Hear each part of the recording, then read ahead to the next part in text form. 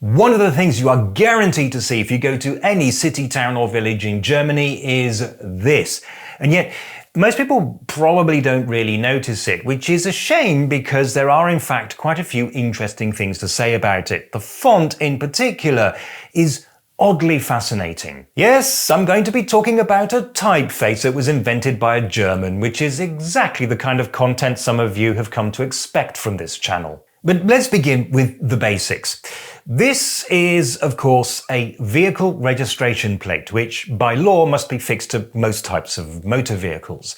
And this is, of course, a fake number that can't possibly exist in Germany, but it does follow the standard format. There are a few different types and formats for different purposes, but the standard for private vehicles has two parts: a regional code and an alphanumeric identifier. The regional code can be 1, 2 or 3 letters, and it refers to the city or district where the car is registered. For example, I live in the rural district of Aschaffenburg, and so we have the regional codes AB and ALZ.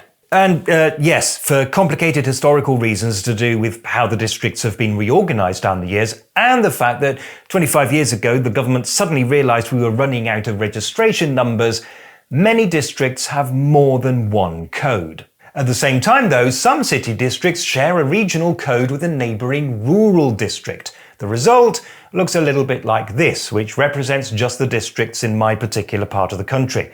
Look, there's Mainz, Wiesbaden, Frankfurt, Würzburg. And within each district, number plates have unique identifiers consisting of 1 or 2 letters and between 1 and 4 digits. There can also be an extra letter added to the number plate.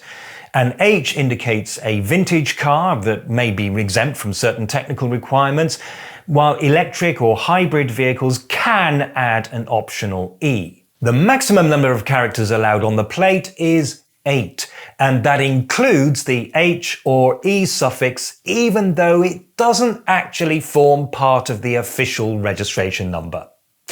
This is Germany, what did you expect? In between the regional code and the identifier are 1 or 2 decals.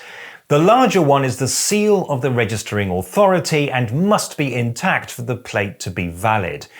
The smaller one is on the rear plate only and indicates when the next technical inspection is due. And on the left of the plate is a blue stripe with the EU flag and the country code, D for Deutschland.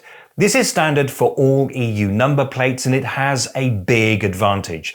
You see, when you drive your car in a foreign country, it must carry a code that indicates which country it's registered in. This, by the way, is true of countries that have signed the 1968 Vienna Convention on Road Traffic.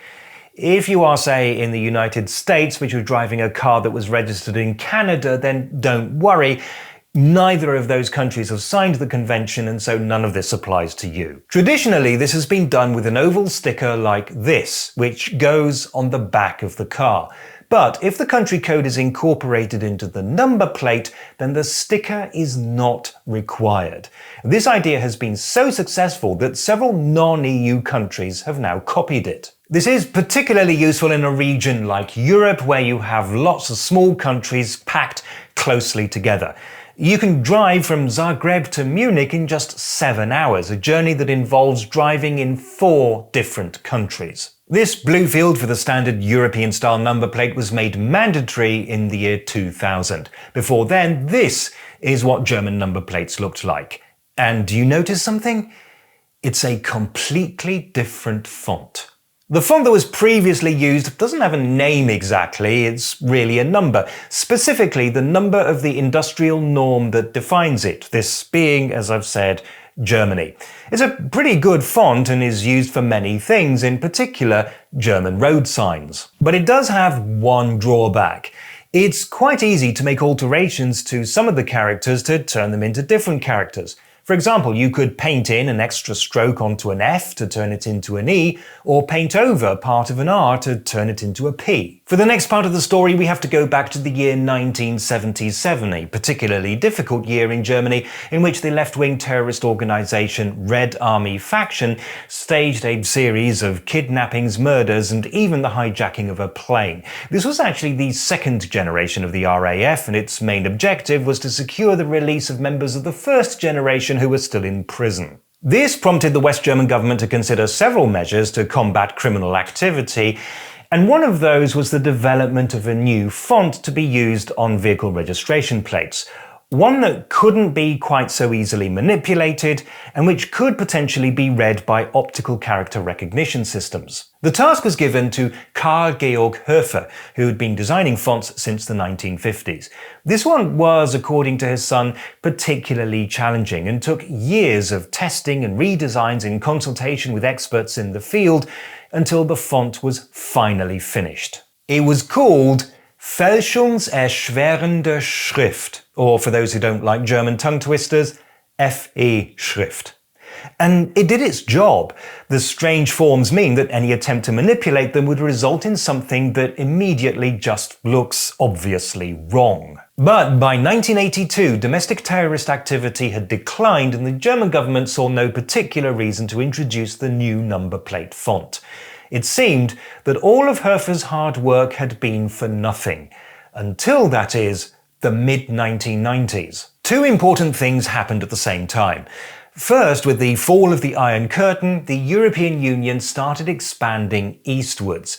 One of the unexpected side effects of this was that in Germany, car thefts suddenly increased, with German cars finding their way to places like Poland. And second, the EU was preparing to make number plates with those blue fields and country codes mandatory, meaning that member states would have to redesign their plates. And it was during this redesigning process that somebody at one of the leading manufacturers of car registration plates, a German company called Utsch, Gesundheit, thank you, remembered Höfer's font and suggested that it could be used for the new plates. Not only might it help in the fight against fraud by making it harder to manipulate the characters, but it was specifically designed to be machine readable.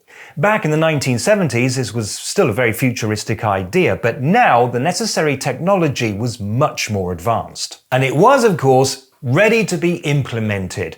All the hard work had already been done, including all of the testing. And so, when Germany introduced the new EU-approved number plates, it took the opportunity to switch to the new font. It took some getting used to, the characters do look a bit unusual, and there were, of course, complaints. But in the end, it was a success. It was such a success that the font has been adopted, or sometimes adapted, by several other countries. Lots of countries, in fact. Lots. And what I particularly enjoy about this story is the fact that you probably never realized that Germany is at the forefront of vehicle registration plate innovation and manufacture. So, well done, Germany.